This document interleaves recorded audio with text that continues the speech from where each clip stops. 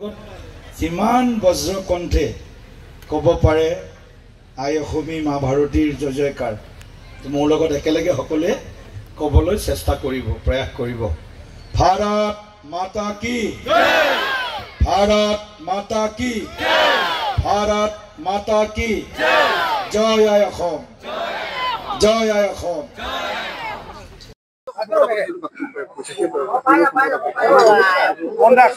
অখিল গগৈ ডাঙৰীয়াই অত্যন্ত এটা অসাংবিধানিকেই নহয়, এটা অত্যন্ত আপত্তিজনক বক্তব্য নিৰ্বাচনী আচৰণ বিধি ভংগ কৰি লখিমপুৰত দিছে।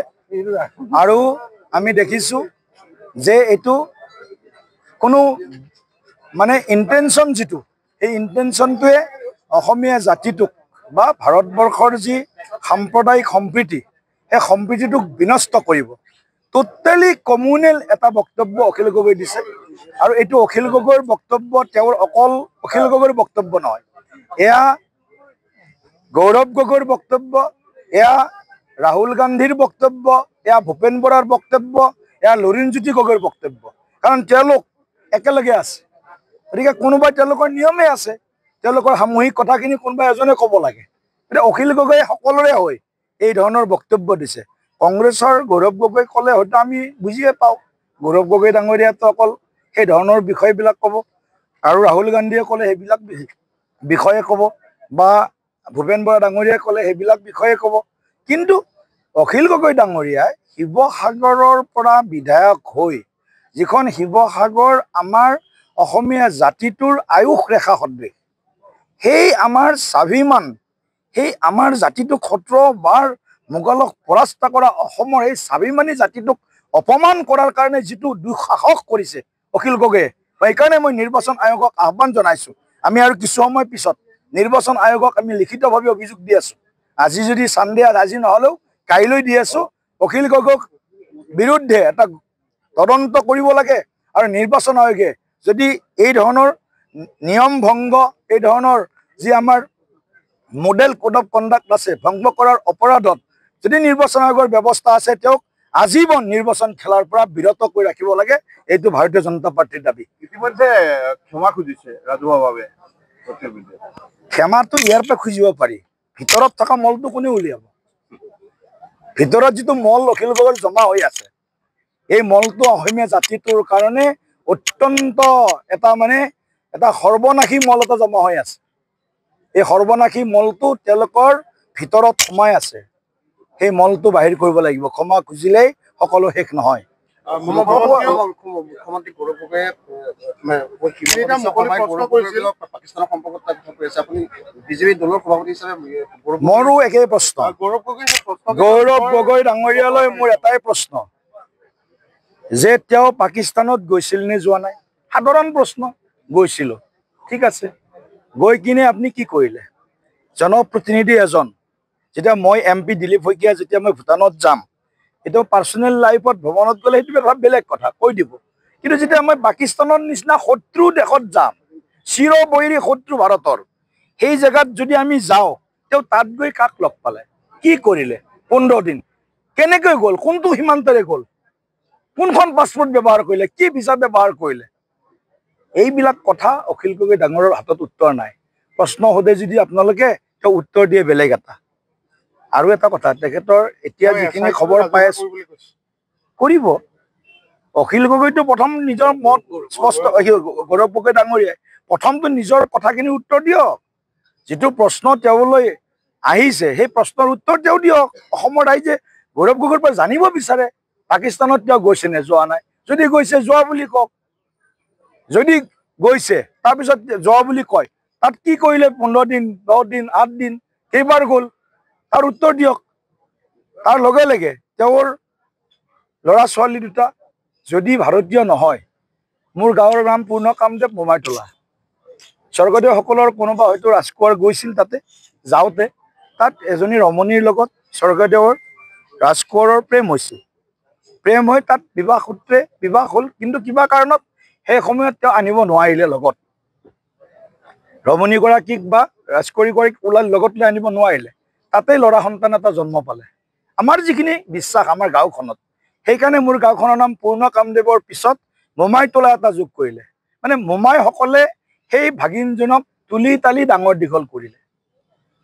যদি গৌৰৱ গগৈৰ ল'ৰা ছোৱালী দুটা ভাৰতীয় হয়, যদি প্ৰকৃততে ভাৰতীয় নাগৰিকত্ব লৈছে, আমি তুলি তালি ডাঙৰ দীঘল কৰিম নহয়। মোমাই তোলাৰ মানুহবিলাক আছো নাই? আমি গোটেই অসমখনে মোমাই তোলা হৈ যাওঁ আমি তেতিয়া।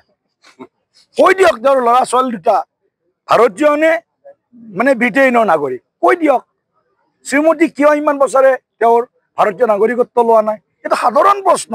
ইয়াত কোনো ৰাজনীতি নাই, ইয়াত কোনো ৰাজনীতি নাই। কোনোবা ভাবে ইয়াত ৰাজনীতি দেখা পায় বুলি। কিন্তু গৌৰৱ গগৈ কৈছে ৰাজনীতিকৰণ কৰিছে, পেহেলগামৰ তিনি মাহৰ পৰা গোটেই বিষয়টো ওলাই আছে।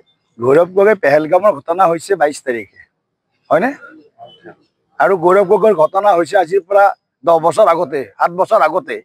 ৰাজনীতি গৌৰৱ গগৈ কৰিছিল নে আমাৰ চৰকাৰে কৰিছিল নে বিজেপি কৰিছে? সেইটো প্ৰশ্নৰ উত্তৰ দিয়ক। 27 তাৰিখ, আজি কেই তাৰিখ? 27 তাৰিখ। 22 তাৰিখে পেহেলগামত সেই 26-27 জন ব্যক্তিক পাকিস্তানী সন্ত্ৰাসবাদীয়ে গুলীয়াই মাৰিছিল। তাৰপিছত তেওঁৰ বক্তব্য যদি এইটো হয়, তেখেতে বোধহয় মোৰ এটা আন্দাজ এই ক'ত কি কথা ক'ব লাগে সেই কথাটো হয়তো তেখেতে বুজা নাই। কাৰণ কিয়, ৰাজনীতি কৰিব খুজিলে আমি কেতিয়াবাই ৰাজনীতি কৰিব পাৰোঁ গৌৰৱ গগৈৰ বিৰুদ্ধে, কোনো ৰাজনীতিৰ কথা নাই।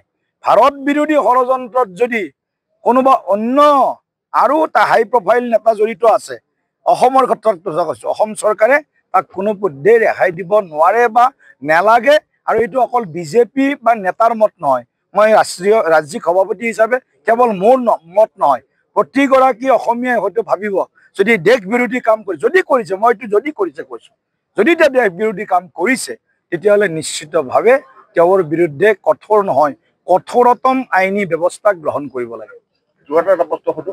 যোৰহাটৰ নতুনকৈ দেখা গৈছে যে লোকসভাত গৌৰৱ গগৈ জয়যুক্ত হৈছিল, কিন্তু তাৰ পিছত শান্তনু পূজাৰী, চিত্ৰাংকু বৰুৱা বা প্ৰভাৰীৰ নেতৃত্বত খুব সুন্দৰ এটা পৰিৱেশ গঢ় লৈ উঠিছে। এইটো শুভ লক্ষণ, কি কয় আপুনি? নাই, আমাৰ কালেক্টিভ লিডাৰশ্বিপ। কোনো আপুনি মোৰ কাষত আৰু ৰাণা গোস্বামীও আছে, মোৰ কাষত পংকজ বৰবৰাও আছে, মোৰ কাষত হেমন্ত কলিতাও আছে, আমাৰ দাস ডাঙৰীয়াও আছে। গতিকে আমি সামূহিক নেতৃত্বত চলা এটা ৰাজনৈতিক দল। মুখ্যমন্ত্ৰী বা ৰাজ্যিক সভাপতিজন তেওঁলোক এটা নিৰ্দিষ্ট তেওঁলোকৰ এটা ভূমিকা থাকে, দায়িত্ব থাকে, সেইটো কথা বেলেগ। কিন্তু আমি কালেক্টিভ লিডাৰশ্বিপত বিশ্বাস কৰোঁ। 2029ত যদি ইলেকশ্যন হয়, 29 বাদ দিয়ক, নহয় 29ৰ কথা, লোকসভাৰ কথা কৈছোঁ। 29ত যদি ইলেকশ্যন হয়, 29টো বাদ দিয়ক, কাইলৈ যদি লোকসভাৰ ইলেকশ্যন হয়, গৌৰৱ গগৈ যোৰহাটত শোচনীয়ভাৱে পৰাজিত হ'ব, শোচনীয়ভাৱে পৰাজিত হ'ব। এইটো আমাৰ মানে আজিৰ দিনটোত হয়তো বহু মানুহে কথাটো কৈছে, আমি কি ভুল কৰিলোঁ। ভুল কৰি অনুতপ্ত আজি যোৰহাটবাসী ৰাইজ, যোৰহাট লোকসভা সমষ্টিৰ বাকী ৰাইজ আজি অনুতপ্তত ভুগি আছে যে এইটো আমি কৰিব নালাগিছিল। কেইটামান ভাষণ শুনি, কেইটামান পাৰফৰ্মেঞ্চ দেখি কিনে আমি তেওঁক এনেকুৱা বুলি ভাবিছিলোঁ, তেনেকুৱাও বুলি ভাবিছিলোঁ। তেওঁৰ পিতৃ শ্ৰদ্ধেয় তৰুণ গগৈ ডাঙৰীয়া অসমৰ মুখ্যমন্ত্ৰী, એટલે পিতৃ অনুসৰি পুত্ৰ হোৱাটো আমি সকলোৱে বিচাৰোঁ, ভাল হওক, ভাল কাম কৰক। কিন্তু এওঁলোকে যদি এনেকুৱা পাকিস্তানৰ লগত লিংক, তেওঁৰ নহ'লে ঘৈণীয়েকৰ লিংক, এইবিলাক কথা অসমৰ বা দেশৰ মানুহে হজম কৰিব লাগে নেকি? আপোনালোক সংবাদ মাধ্যমৰ বন্ধুসকলক মই সুধিছোঁ, আপোনালোকে সমৰ্থন কৰিব নেকি এইবিলাক কথা? আপোনালোকোতো নাগৰিক, ভাৰতৰ অসমৰ আপোনালোকো এগৰাকী নাগৰিক। কেৱল TRP বা নিউজৰ কাৰণেতো আমি নিউজ নকৰোঁ। ৰাষ্ট্ৰৰ, দেশৰ প্ৰগতি, অখণ্ডতা, সুৰক্ষা, আমাৰ মাজত একতা, সম্প্ৰীতি, অখিল গগৈ ডাঙৰীয়াক বহুতে হিৰো কৰি থাকে। এনেকুৱা বক্তব্যৰ পিছত অখিল গগৈ ডাঙৰীয়া হিৰো হ'ব পাৰে নেকি? অসমৰ বদন বৰফুকন হ'ব পাৰে অখিল গগৈ ডাঙৰীয়া, যিয়ে মান আনিছিলে, যিয়ে মোগলক সেই সময়ত সহায় কৰিছিলে। গতিকে তেনেকুৱা মানে ধৰণৰ ব্যক্তি হ'ব পাৰে অখিল গগৈ ডাঙৰীয়া। গতিকে আপোনালোকে এইবিলাক নিউজ অলপ ভালকৈ প্ৰচাৰ কৰিব, যে অসমৰ ৰাইজক যাতে অনাগত দিনত ৰাইজক বিভ্ৰান্ত নকৰে। ক্ষমা খুজিলে বান ওলাই গ'লে সেই বান আৰু ঘূৰি নাহে। গতিকে বান তেওঁ জানি বুজি পৰিকল্পিতভাৱে তেওঁ মুখৰ পৰা এই শব্দ উলিয়াইছে, জানি বুজি ওলাইছে। নাভাবিব অসমৰ ৰাইজে এইটো কোনোবাই এইটো ক্ষমা খুজি এটা ইম'চনেলি তেওঁ এটা কিবা এটা মানে দয়া এটা অনুভৱ কৰিব, এইটো নহয়। জানি বুজি পৰিকল্পিতভাৱে ইণ্ডি এলায়েন্সৰ মুখপাত্ৰ হিচাপে অখিল গগৈয়ে এই বক্তব্য লখিমপুৰত অখিল গগৈয়ে এই বক্তব্য লখিমপুৰত আগবঢ়াইছে। বহুত বহুত ধন্যবাদ।